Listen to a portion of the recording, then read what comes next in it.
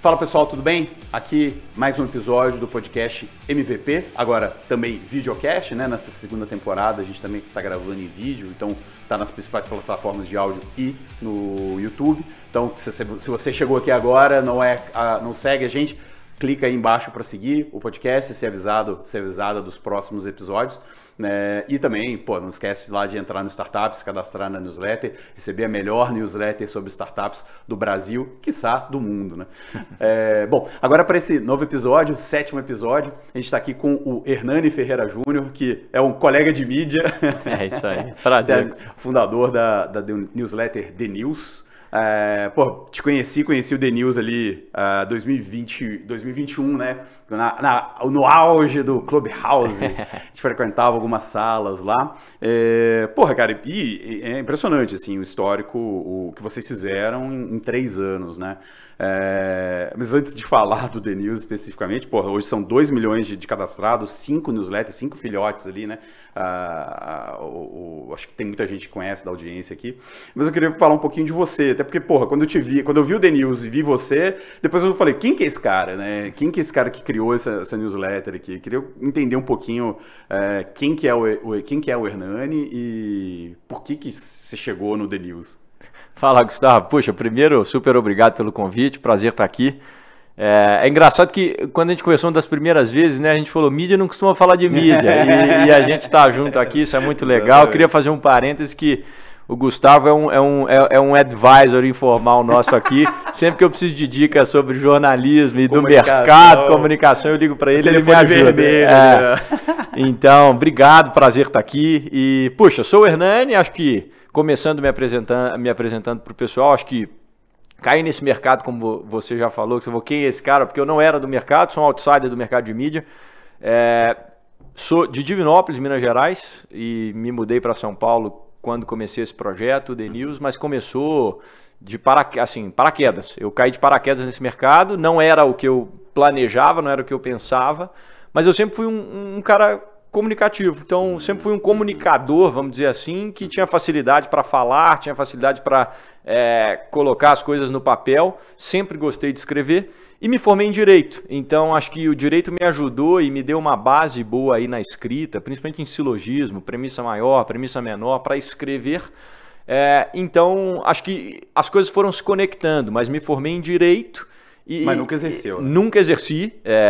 Eu fui estagiário de Direito, mas minha história no jornalismo, vamos dizer assim, na mídia, começa quando eu vi essa oportunidade no mercado brasileiro de ter um meio de notícias que te mostrasse ali tudo o que você precisava saber para começar o seu dia bem informado, sem aquele tom mais antigo da mídia, sem aquela coisa que no início da pandemia, quando o The News começou em 2020, que a gente estava um pouco, acho que todo mundo estava um pouco assustado com o que estava acontecendo.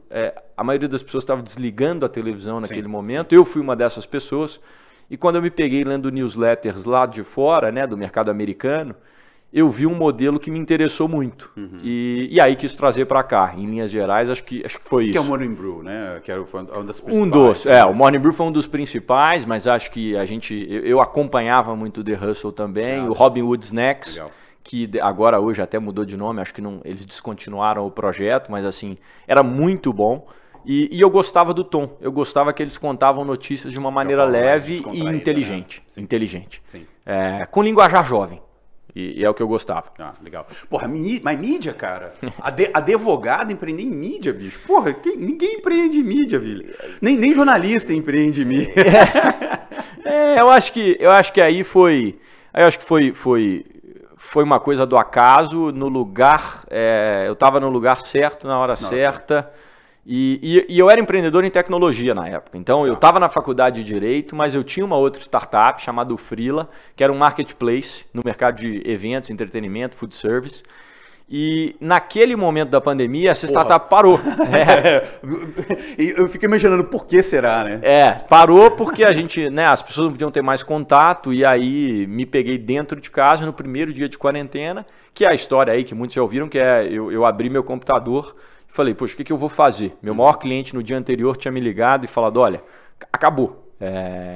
não tem contratação mais esse mês, provavelmente nós vamos ficar parados pelos próximos 6 meses. Então a gente tinha um aplicativo na época que fornecia um banco de dados gigantesco que contratantes, bares, restaurantes, grandes produtoras de evento, tipo a empresa que faz o Rock in Rio, Lollapalooza, poderia entrar lá, cadastrar uma vaga e contratar jovens que quisessem trabalhar como freelancer, chamava o Freela.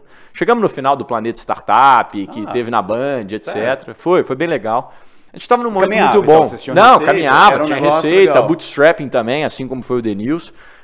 Sempre tive esse princípio como negócio, assim, acho que tem que crescer e você tem que ir ganhando mais do que você gasta sempre. Acho que isso foi um princípio que eu aprendi lá em casa com meu pai, que também é um baita empreendedor, não teve formação acadêmica, mas sempre foi um cara de negócio. Então puxei muito isso dele e sempre vi isso. Então a Freela era um business que rodava bootstrapping, ia bem, só que nesse momento ele foi abaixo. E aí quando esse cliente meu, que era o maior, me ligou e falou, olha, acabaram-se as vagas, não tem como a gente fazer mais, e se prepara, viu, Hernani? Porque pode ser que o mercado não volte na maneira que as pessoas estão pensando. Eu voltei para casa e fiquei, esse momento que eu falo que eu desliguei a televisão é porque realmente isso aconteceu. Eu vi o Jornal Nacional naquele dia, me senti um pouco mal e fui dormir um pouco angustiado.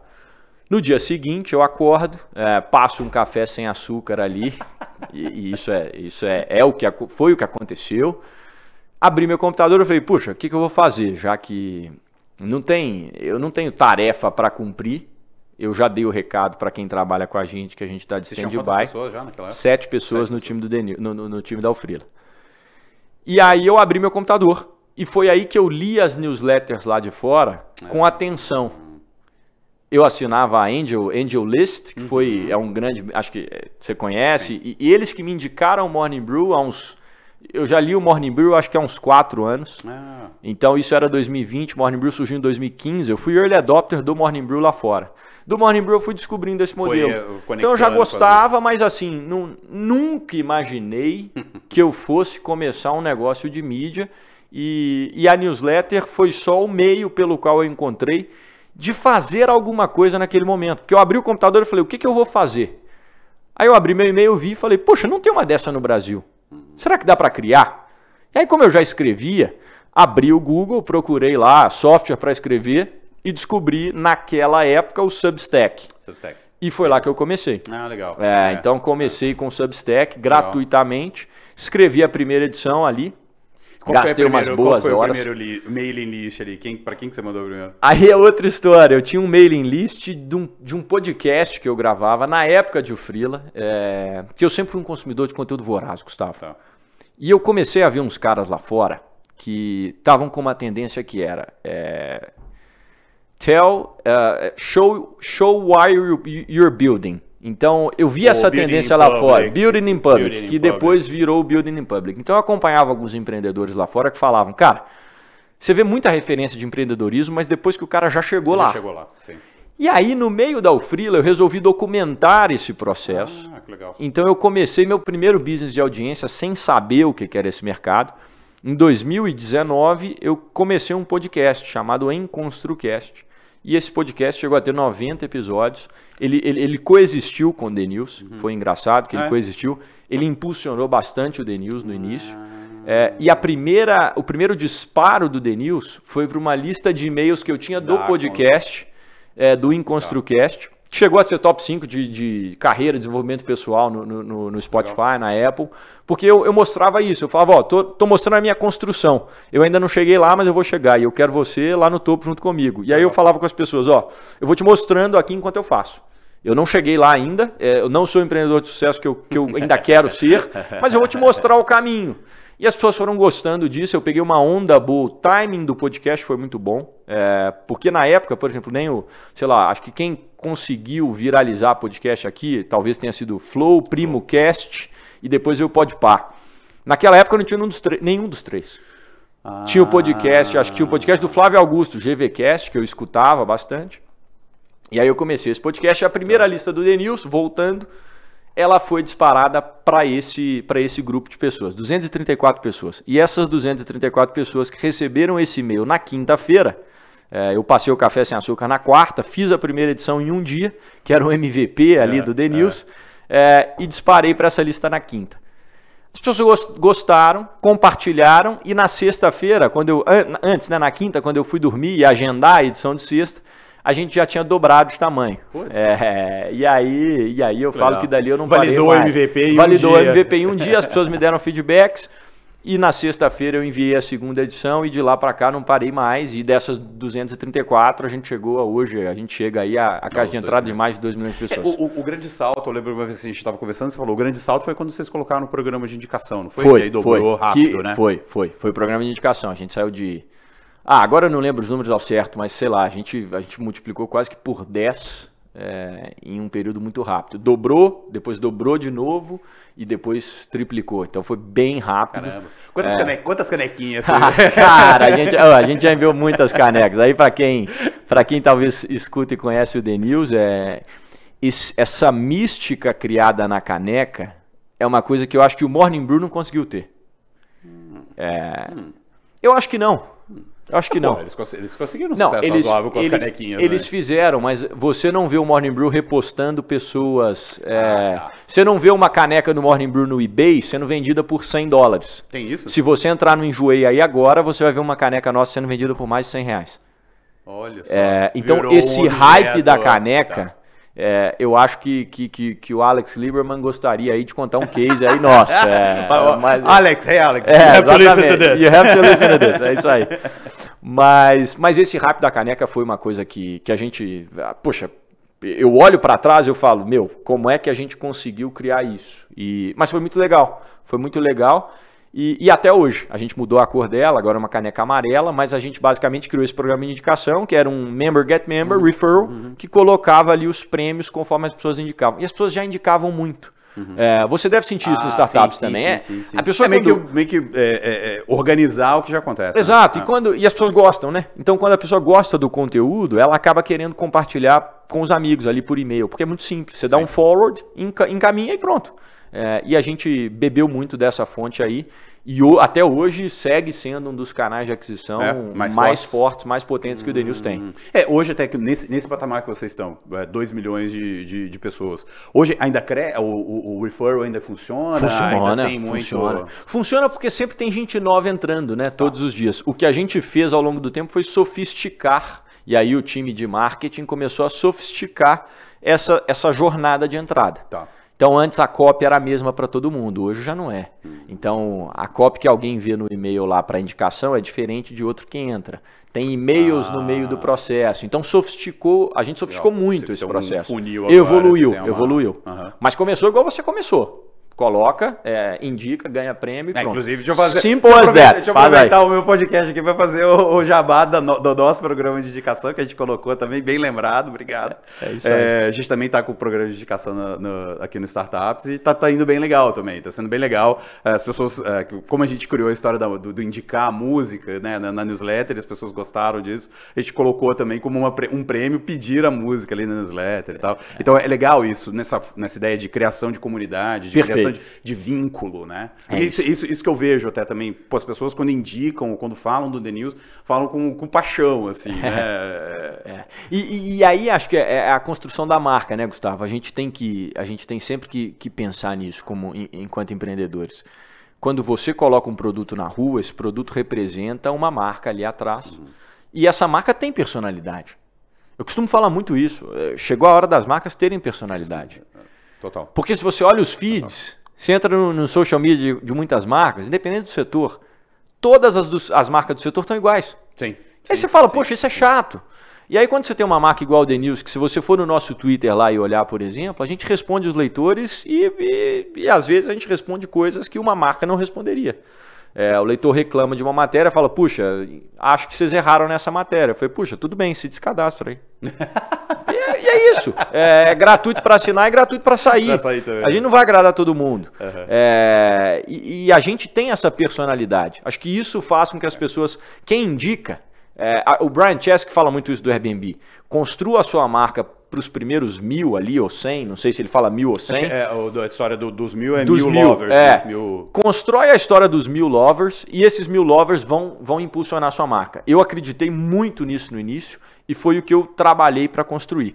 Realmente essas pessoas que amavam o produto e falei, gente, vamos lá, vamos divulgar e defenda, mostra o intuito. E a gente sempre comunicou muito bem o que era o produto. Tá. Mais inteligente em 5 minutos. Tudo que você precisa saber para começar seu dia bem informado. Tá. E é simples. Uma proposta de valor bem simples. Simples. Não, eu sou super favorável desse ponto de vista. Eu acho que até pro jornalismo mesmo. Tanto que aqui nos startups a gente tenta dar essa personalidade, assim. Então, a gente brinca com o texto ali, fala. Então, para não ser aquela coisa sisuda de, eu sou só o mídia, né? Mídia é o meio, né? O meio do caminho ali. Porra, a gente não é o meio. Pô, eu sou parte do ecossistema. Eu sou uma startup. Eu gosto de colocar os startups como uma startup. Então, eu tô aqui, eu sou parte disso aqui, né?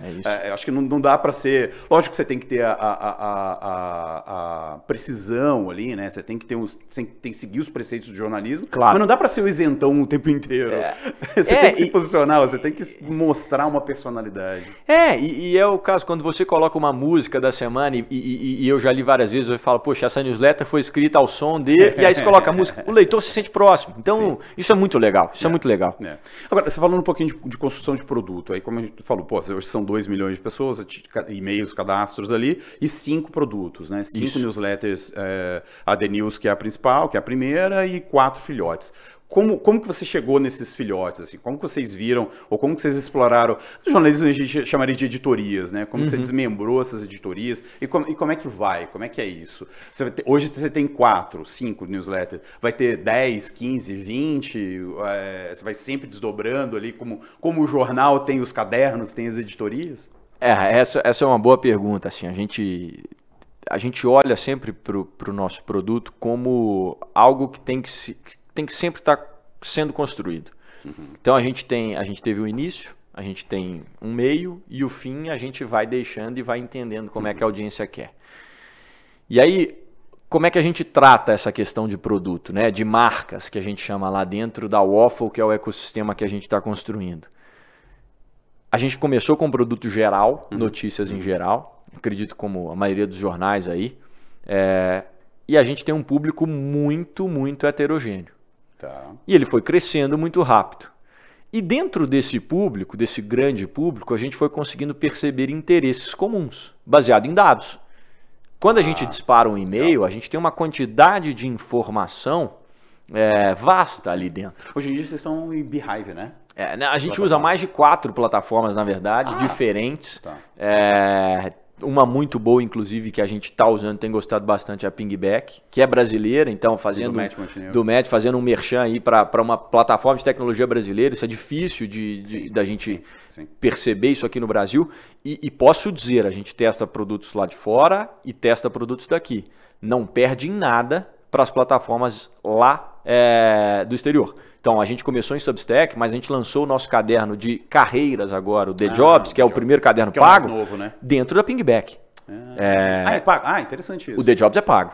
O The Jobs é pago. Mas aí voltando no ecossistema, depois eu vou entrar depois eu vou entrar nisso do The Jobs especificamente, mas voltando em como a gente constrói produto, como é que a gente olha para gerar valor para a audiência.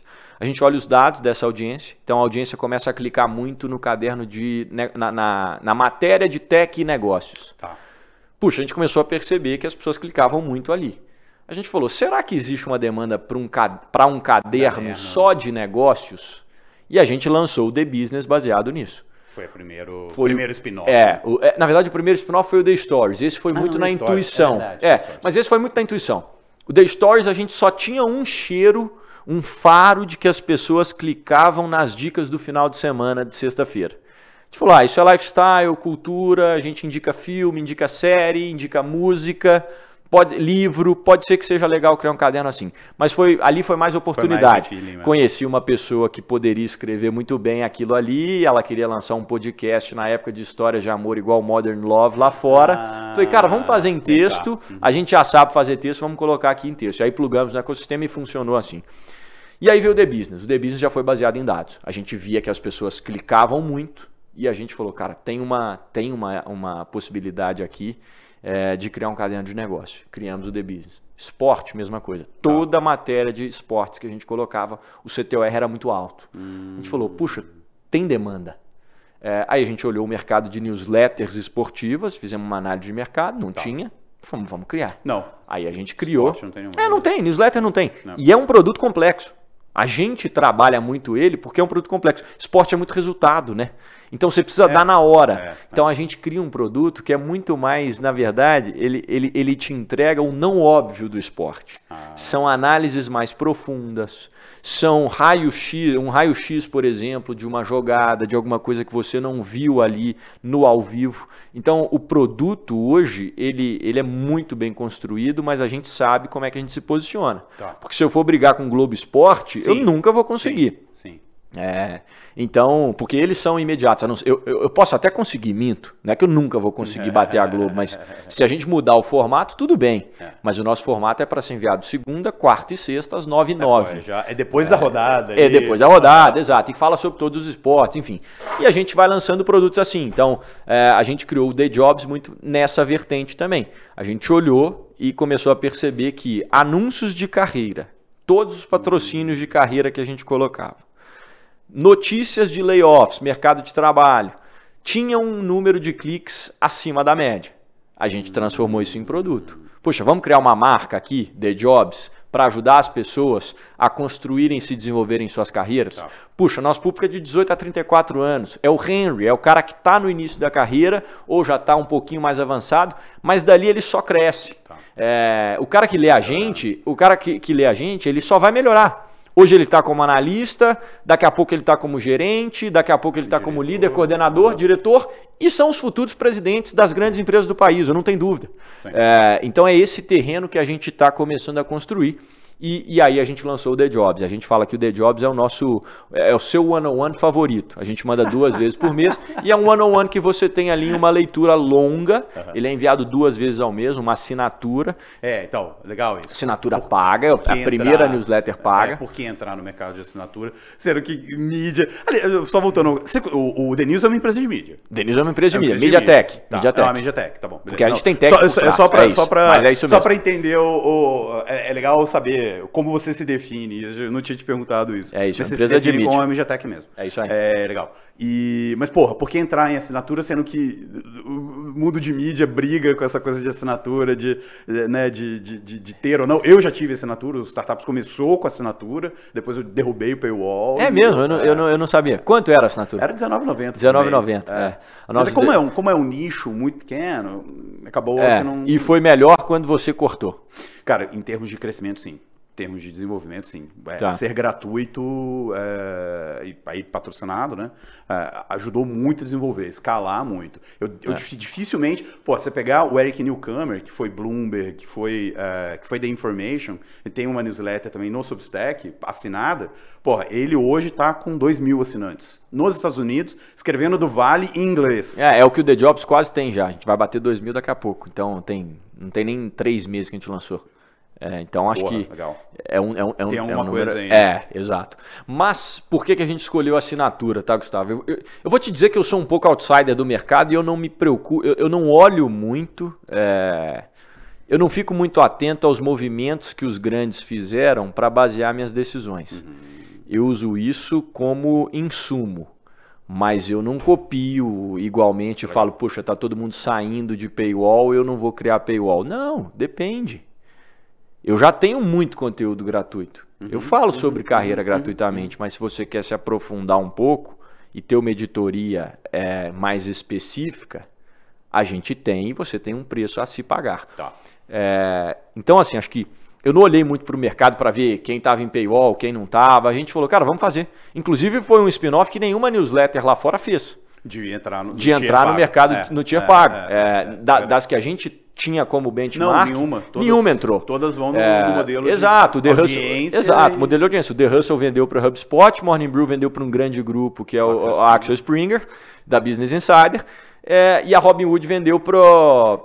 A Snack foi vendida para Robinhood, que é a corretora lá. Então, nenhuma foi para esse caminho.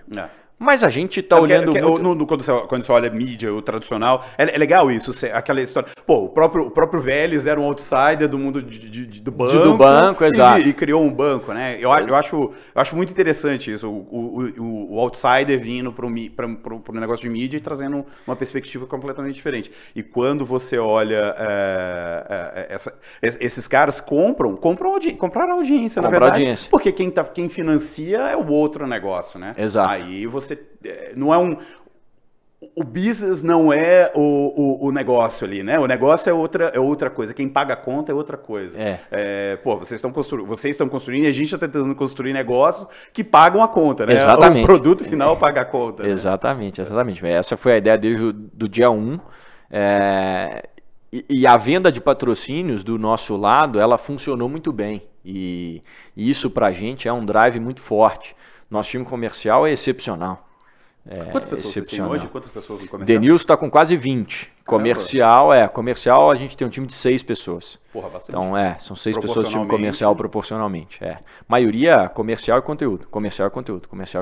Tá. Então, basicamente é isso. A gente cria o conteúdo, um conteúdo autêntico, ele é a prioridade sempre. Content-based business, content-led business, né? Community-led business aí, como o Gão lá do nosso time gosta de falar. E a partir do conteúdo a gente vai enxergando as possibilidades de venda. Legal. E a gente vai buscando essas vendas. Então acho que eu tenho uma veia comercial muito forte, então eu gosto muito da venda, eu gosto muito de estar próximo. Então isso pra gente foi fundamental.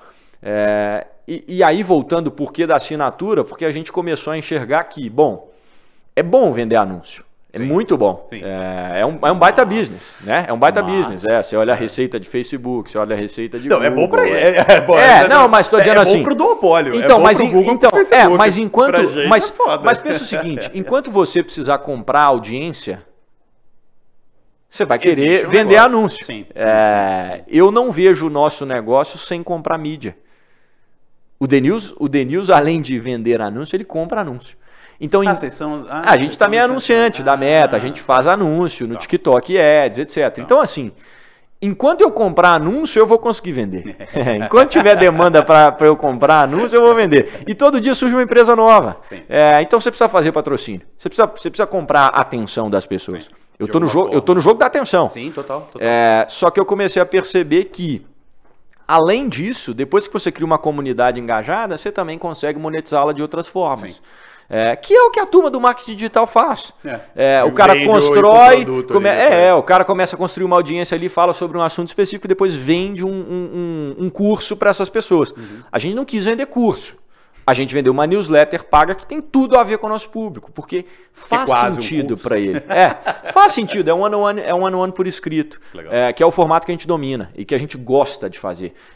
Todo mundo que está no The News hoje, todo produto que a gente lança, a premissa é ter uma pessoa apaixonada para lançar aquilo ali. Então todos os temas, todas as verticais que a gente tem dentro do grupo, atrás de cada vertical, atrás de cada caderno que você lê aí, atrás de cada texto e palavra, tem uma pessoa, pelo menos uma pessoa apaixonada para escrever aquilo ali. Eu vou deixar meu link aqui para ganhar a canequinha. De indicação, é isso aí. Mas é um pouco disso, assim, aí a gente viu essa oportunidade de criar uma nova fonte de receita, além dos anúncios. Sim. Não, eu falo eu comecei com assinatura, tirei o paywall, mas eu sou fã ainda, mas como jornalista, eu acho que o end game é assinatura, cara. Quem tem que pagar é quem consome. Não, exato. Não tem essa de, eu uso a analogia de, você vai no restaurante, quem que paga a sua conta? Você não fica esperando a mesa do lado pagar a sua conta, que é publicidade, bicho. Anunciantes, não fiquem bravos comigo, mas a publicidade, você viver de publicidade para o conteúdo é isso, você esperar outra pessoa pagar a sua conta. E eu acho que é uma relação, essa relação direta, assim, de, eu tô pagando, então, eu quero um conteúdo de qualidade, eu acho que aumenta até a barra do que você entrega. E isso, com certeza, a gente vê pelo nível de exigência do leitor. Então, essa foi uma surpresa que a gente teve no The Jobs. No The News, a gente era muito, vamos dizer, a pessoa reclamava do produto ou tinha uma dúvida e mandava alguma coisa, a gente respondia. Mas se você me perguntar qual que é a nota que você dá para o seu suporte como Denilson, cara, não é assim, não vou dar uma nota tão ruim porque a gente responde às pessoas, a gente conversa, sempre tem uma comunicação humanizada. A gente responde quase todos os e-mails que vão para a caixa de entrada, então as pessoas respondem o e-mail, a gente responde, tem tom de conversa, foi o que fez a marca crescer. Legal.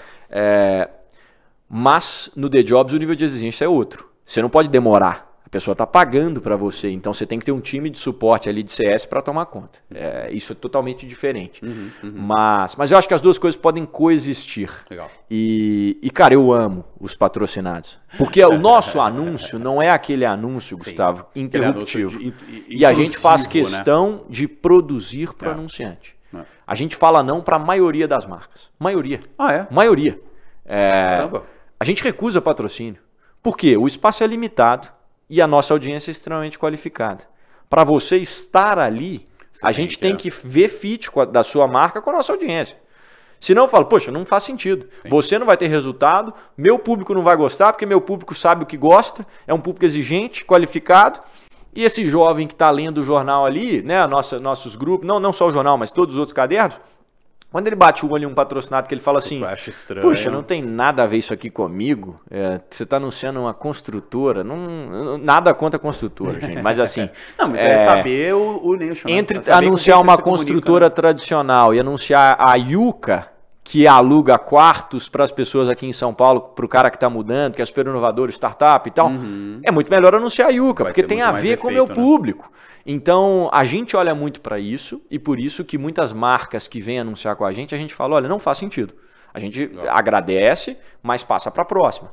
Então, eu acredito muito no modelo de anúncio, mas não aquele anúncio tradicional. Se você olhar nossa newsletter, não vai ser um banner. Puxa, a gente tem um time de copy lá especializado em construir o melhor anúncio para as pessoas que estão lá. Específico para a marca. Ele não escreve esse time de copy não escreve notícia, escreve apenas conteúdos pagos, patrocinados pelos anunciantes. Então a gente fala que a gente não vende anúncio, a gente vende história, que por consequência gera conversão. Isso é o que a gente faz lá. Então acho que os dois modelos podem coexistir e a gente está se surpreendendo muito com a renda recorrente que vem do caderno pago. E eu acredito muito nesse mercado de newsletters para frente. Eu acho que especialmente as newsletters ultra nichadas, sim, total, elas vão crescer muito, porque as pessoas estão querendo aprofundar nos conteúdos mais específicos. Que elas gostam. Isso não é novidade. Se eu olhar, não é novidade. Porque, por exemplo, aqui em São Paulo, o cara comprava o Jornal do Carro. Comprava. Eu sou de Minas também, sou de Juiz de Fora. E quando eu era mais novo, meu pai comprava a Tribuna de Minas durante a semana, assinava a Tribuna de Minas, que é o jornal local, durante a semana. Sábado, ele gostava de ler o JB, o falecido Jornal do Brasil, porque tinha um caderno literário ali, o caderno de cultura, era muito legal. E domingo a gente comprava o Globo por causa do caderno de TV. Então, essa segmentação, eu comprava o Globo por causa de uma coisa. Por causa de um caderno, uma editoria. JB, um dia por conta de um caderno. Então, assim, as pessoas sempre tiveram esse gosto. Só que a mídia, o formato de mídia, para fazer sentido, você tinha que ter escala. Então, aí por isso você pendura vários produtos, várias coisas dentro de uma coisa só, para poder ter uma escala ali para entregar. Mas as pessoas queriam ler por causa de coisas específicas, né? Exato. Eu acho que a newsletter, defendendo a nossa... Mas é porque eu acho que se você olha o que está acontecendo lá fora, você já vê esse movimento, né? A gente vê jornalistas saindo, como é o seu caso. Sim, total. Você sai de um veículo muito grande e cria o seu próprio veículo. Cria a própria audiência. A sua própria audiência segmentada. Então, eu aposto muito nisso. Não em newsletters como o nosso modelo. E eu vejo o pessoal do Morning Brew falando a mesma coisa. Os newsletters grandes para público em geral, eles preferem as newsletters específicas. Tanto que o Morning Brew está indo para o mesmo caminho. Eles fizeram Marketing Brew, Retail Brew, segmentações. É como eu enxergo também. E eu acredito muito no movimento de pessoas físicas criando newsletters. E marcas. Até a gente, no episódio... Peraí, desculpa. Qual que foi o episódio? O que agora foi o JP? Foi o terceiro. Foi o terceiro, tá. Mas e marcas? Pô, o JP da Hotmart estava aqui, o terceiro episódio da temporada, e falou sobre marcas, né, virando também influenciadoras, marcas também virando creators. Como que você enxerga isso? Eu acho que as marcas estão começando a olhar, volta naquilo que eu falei da personalidade. Não dá para você ter uma marca que vai ser, poxa, igual todas do seu setor. Então, onde você se diferencia como marca? Na audiência que eu consigo atrair de um creator, por exemplo, que eu trago para perto. Hotmart é uma parceira nossa no The News, eles anunciam com a gente. Por que eles estão lá? Porque eles falam, poxa, eu quero me associar a essa marca que tem uma audiência jovem, uma audiência nova, que vai ver a Hotmart como uma empresa precursora aqui da Creator Economy. Então, isso é interessante. Eu acho que as marcas que estão olhando para o mercado de criadores de conteúdo e se associando a esses criadores, sejam com collabs, seja com patrocínios para esses criadores de conteúdo, mas não aquela publi velha, né? Sim, acho que está voltando, cara. Acho que está voltando. O marketing lá atrás, eu estava vendo o anúncio esses dias, aquele anúncio icônico da Pepsi com a Coca, que o garotinho vai lá, tem 3 moedinhas. Você lembra dele? Ele joga ele joga a moedinha, pega 2 latas de Coca, coloca as 2 latas de Coca, pisa para pegar a Pepsi. Quem não viu esse anúncio, puxa, não sei, talvez... A YouTube deve ter. YouTube tem. Mas esse tipo de marketing acho que vai voltar. Porque mais de guerrilha, assim? Não de guerrilha, mas de construção de marca. Porque tá tudo tão abundante, no sentido de tantas marcas no mesmo ecossistema. A performance todo mundo aprendeu a jogar. Todo mundo aprendeu a jogar. Esqueceu da construção da marca. Esqueceu do que é a construção de marca. E aí, se você só se baseia na performance, seu CAC só aumenta e em algum momento você vai falar... E o seu LTV tende a diminuir. Por quê? Porque você não tem fidelidade. Como é que você fideliza? É o que está voltando. Aí a marca vai e começa a falar, poxa, vamos criar uma comunicação aqui não mais de influenciador, mas de embaixadores. É o que está acontecendo, poxa, no mercado de marketing, publicidade. É o que eu vejo. E por isso que eu aposto muito nisso. Acho que a marca que não se associar ou não começar a se tornar cada vez mais criadora de conteúdo, autêntico, puxa, acho que vai perder espaço. Eu acho que isso dá para fazer uma analogia ou trazer para o universo de venture capital e de startups, porque foi exatamente o dinheiro gratuito, dinheiro de graça, né? Então vou jogar em anúncio, vou comprar audiência, né? Vou comprar público rápido lá no Google, no Facebook, entuchar dinheiro, né? E converter. E agora que a economia global para e o venture capital e o venture, né? A adventure ali, o risco reduz, o apetite para o risco reduz, então tira dinheiro e vamos fazer voltar ao básico. Isso aí, é isso aí. Faz muito. Aliás, hoje o The News, você tem investidores? Você já levantou dinheiro? Como é que é isso? A gente fez uma rodada de Family and Friends lá atrás, e eu busquei pessoas estratégicas para o nosso negócio. Então, não foi nem pelo capital, porque a gente já era sustentável desde aquela época. Só que eu olhei para o negócio e falei, quais são as pessoas que provavelmente eu vou precisar daqui a pouco como advisors para me ajudar a passar pelos momentos que eu ainda não passei, mas vou passar. Legal. Então, são empreendedores. A gente fez uma rodada. Você já tinha feito outras coisas, então você sabia sabia um pouco. Tinha uma ideia Exato. Mas eu também sabia que eu não queria ser de equity demais no início para um grande VC. É muito melhor você crescer e levantar dinheiro para mídia não rola. Exatamente. Mas aí, empreendedores, pessoas do nicho de mídia, que já passaram e estão no nicho de mídia, e conhecimentos específicos. Então, especialista em pessoas, especialista em vendas, especialista em processo, em finanças, que poderiam me ajudar. E foi isso, a gente fez isso, mas fora isso, capital próprio e equity. E hoje vocês são sustentáveis? Você paga essas 20 pessoas? Sim. Sustentável e a gente roda bem aí. Cara, eu só voltou um negócio de audiência. Você tá falando, público jovem, né? 18, 34. Esse pessoal lê notícia, quer ler notícia. Eles estão muito no TikTok também, né? Mas sim, eles leem notícias e acho que de uma maneira diferente do que os pais e avós liam. A pessoa que é jovem hoje, ela já está acostumada com um feed do Instagram. Quando eu criei o The News, o primeiro caderno da Waffle, eu olhei e falei, cara, eu preciso criar uma coisa que seja fácil de ser consumida, assim como um feed no Instagram. Eu não posso perder a atenção da pessoa. Então, todo o texto é pensado nisso. E tem que ser rápido. 5 minutos. Mais inteligente em 5 minutos. E foi assim que eu olhei para isso e falei, é assim que eu gostaria de consumir. Eu criei um produto que eu gostasse de consumir, que não tinha no Brasil. Eu consumia em inglês e falei, poxa, não tem no Brasil, vou criar aqui. E aí foi o que eu fiz. E você tem 26, então você... Eu tenho 26, eu sou geração Z, eu sou de 1997, então eu sou da geração Z. No finalzinho dela ali, né, quase no início... Pezinho, no finalzinho não, né, no início dela, na transição. Então eu criei um produto que eu gostasse de consumir, porque a maior parte do meu tempo eu passo em redes sociais. É autêntico, eu passo em redes sociais. Então tem que ser digestible. E foi o que eu pensei. Legal. Agora, só voltando pro cenário de mídias, quer dizer, porra, a gente teve agora, recentemente, a Vox, que, porra, era super hypada, levantou 2 bilhões de dólares, entrou, Disney investiu, e agora os caras entraram em Chapter 11, né, em recuperação judicial, BuzzFeed fechou a divisão de notícias, Morning Brew, que debaixo da Axel Springer demitiu. Vice. Vice também, exatamente. Porra, e aí? Cara, eu acho que tem futuro pra gente? Tem futuro,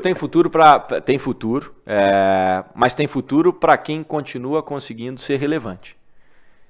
Eu acho que, tirando o Morning Brew, que eu acho que é um case à parte, do Morning Brew, ao meu ver, venderam para um grande grupo, inflaram a estrutura muito rápido, porque é o que se espera quando você é vendido. Você precisa dar resultado, você precisa crescer, você precisa expandir, agora você tem dinheiro, etc. Então, acho que eles aceleraram demais. Eu acompanhei o processo de perto. E eles tinham um time de 30 pessoas, um business com a margem alta, faturava super bem, gerava conteúdo de uma maneira super legal. Começaram a ir para todos os lados, de uma hora para outra, e o time chegou a ter 150, salvo engano. Acho que até mais, foi para 300 depois. E aí eles cortaram e voltaram agora para a casa dos 100 e poucos. Então eles multiplicaram o time por 10. 10 vezes. 10 vezes em menos de 2 anos ou de 1 ano. Puxa. Não é sustentável. O negócio de mídia não é escalável. Ele não é o mesmo bicho que uma startup que você tem que gerar um resultado imediato ali e ganhar o mercado. Não é assim. Exatamente, isso não é winner takes all. Exato. Então, assim, eu acho que, tirando o caso do Morning Brew, o que aconteceu com esses outros foi perda de relevância mesmo. Não conseguiram evoluir com o tempo. Qual foi a última vez que você acessou, sei lá, BuzzFeed? Nem lembro. BuzzFeed era muito relevante. Das listas. Eu entrava na BuzzFeed Brasil aqui, eu não conseguia consumir nenhum conteúdo. Eu me sinto assim um pouco com o TikTok, eu não consigo consumir TikTok. TikTok pra mim é um negócio... Mas é aí que é o ponto, você tem que saber transitar. Eu acho que você precisa saber transitar. Então eu acho que, tirando esses casos, eu acho que eles não conseguiram se manter relevantes. Sim, e claro, um cenário de liquidez extrema, custos, né, acho que muito altos aí dessa estrutura, e não souberam ser lean. Não foram leans, né, enxutos ali. Então acho que essa é a minha leitura, mas assim, estou muito mais focado em construir o nosso ecossistema de mídia aqui com a Waffle do que olhar para fora e falar, puxa, isso aconteceu lá. Então, cara, nosso negócio é dia a dia, vamos cumprir aqui o que a gente precisa fazer, trabalhar, gerar resultado para os nossos parceiros, gerar valor para os nossos leitores e a partir daí a coisa continua, a banda toca. Então, enquanto a gente fizer isso, eu acho que o negócio é super saudável, super sustentável. Explica só um pouquinho esse waffle. O que terceira vez que você fala, eu esqueci de te perguntar sobre isso. Cara, o waffle, o que é o waffle? O waffle é agora como a gente criou uma holding para abarcar todas essas marcas. Tá. Então, mas formalmente mesmo? Formalmente mesmo, juridicamente. É uma holding que abarca todas essas marcas e a partir daí a gente começa a fazer os movimentos. Então a gente trata cada caderno como uma marca e essa marca vai expandir por diferentes nichos e formatos. Então hoje a gente está no texto. Pode ser que daqui a pouco a gente vá para o áudio. Tá. Então a gente está fazendo igual você foi. Você fez o movimento mais rápido que a gente. A gente não foi para o áudio ainda, você já veio. Você tem startups aqui, você tem o podcast MVP. Você criou. Em vídeo já. Então, você está em vídeo, você criou uma nova marca. Né? Você foi para um diferente. É um produto novo. Nossa, e dá um produto que dá trabalho. Pois é. Então, olha, pensa bem, se estrutura bem, porque pô, é foda. É foda. Nego acha que vai ali e grava. Não é bem, não é assim, exatamente. Mas então por isso que é uma coisa bem que a gente olha estrategicamente E aí o que eu vejo é essa expansão dos formatos. Mas... legal. Então você já até se antecipou um pouco, mas que seria essa pergunta. Quais são os próximos passos? Porque, vamos lá, vocês têm 5 newsletters, 2 milhões de pessoas. Pô, até voltando. Vai ter 10, 20, 30 newsletters? Você vai sair de 2 para 5, 10, 15, 20 milhões? Quer dizer, você chega num momento ali que tem os tetos, né? Você tem que saber lidar com as limitações de produto mesmo. Né? Sim, sim. Mas aí a resposta volta na essência, ao meu ver. Conteúdo-led, content-led business. A gente vai identificar quais são os nichos de conteúdo, criar os produtos para atacar esses nichos de forma sustentável, saudável e ir crescendo. Então, se você me perguntar qual que é o futuro da Waffle, do ecossistema que a gente está construindo, continuar gerando conteúdo de qualidade. É isso. A gente precisa identificar onde é que estão essas oportunidades e ir buscando. É isso. É isso. Então. É assim que eu enxergo. E aí isso passa, pô, aí você vai ter 20, 40, 50, 60 pessoas, como é que é? Aí você vai ter vídeo, aí você vai ter o estúdio, você vai ter... Eu não vejo um business com o tamanho de headcount aí que o Morning Brew chegou com 300, eu não vejo. Eu não acredito e acho que não precisa. A gente busca pessoas altamente qualificadas, capital intelectual altíssimo, e a gente vai atrás disso. Então, acho que não é nem do nosso interesse crescer tanto o time. Eu quero ter os melhores, mas pessoas que realmente estão compradas nesse sonho que a gente tem de construir esse grande ecossistema de mídia no Brasil para as novas gerações. E a partir daí a gente ir dominando mesmo o mercado, porque o mercado está aí, né? O mercado se renova, as oportunidades aparecem e a gente tem que ir atrás. Mas assim esse cara, aquilo que você falou de capacitação do The Jobs, né? Aí esse cara de 18 a 34, que hoje é o seu público, daqui, sei lá, o cara que é 34, que hoje é o seu principal público, que de 2 anos ele tem 36. Esse cara vai continuar consumindo o The News? É aí que tá. Eu preciso enxergar se existe oportunidade de continuar gerando conteúdo para ele. Tá. E aí eu vou ter que criar um jornal mais maduro, que vai falar sobre... sei lá. Vinho, sobre... eu tenho... E quem fez isso muito bem no Brasil? América Latina, vai? Putz. A Globo. A Globo, tá. É a única, né? Puxa, a minha mãe assistia a Globo quando ela tinha 15 anos de idade. Ah, tá. No sentido de se perpetuar. Exato. Né? Ela assiste Globo até hoje, não na mesma frequência. Mas tem certos programas da Globo que ela passa o olho ali e vê. Sim. A Globo esteve presente em diferentes fases da vida. Sim. E vai estar. Apesar dos críticos, cara, quem vai ficar é eu, como jornalista, cara, quem vai ficar é a Globo. E a Waffle. E os startups. É isso aí. Mas é um pouco quem faz esse disso. trabalho de credibilidade, de longo prazo, de olhar de longo prazo, cara, legal, os influenciadores, legal e tal, mas, cara, são fases ali. E você vê que um tá agora, depois cai, vem outro e tal. Então, assim, porra, a gente é perene. Sim. A gente é perene. Sim. Então, pô, legal, esses caras não são competidores, são parte do ecossistema, mas, bicho, a gente é outro business. Acho que a gente tem um papel de educação midiática, de uma certa forma, para as pessoas entenderem, diferenciarem as coisas. Uma coisa é um influenciador ali das redes sociais, outra coisa é um negócio de mídia, business de mídia, né? Exatamente. É um bicho totalmente diferente, né? É totalmente diferente. Puxa, a gente para colocar 5 matérias na newsletter de negócio, de notícias, de negócio que seja, negócio é um pouco menos. Mas para a gente colocar 5 matérias, que é o que sai todos os dias às 6h06 para as pessoas, a gente tem que pesquisar mais 150 fontes. Sim. Diferentes. Algumas sobre o mesmo assunto, mas a veracidade, a seriedade, o compromisso, puxa, ele está ali dia após dia. Isso aí. É uma seriedade muito grande. Eu não pego uma matéria simplesmente de um outro portal e replico. Não é assim. O trabalho é dificílimo de ser feito.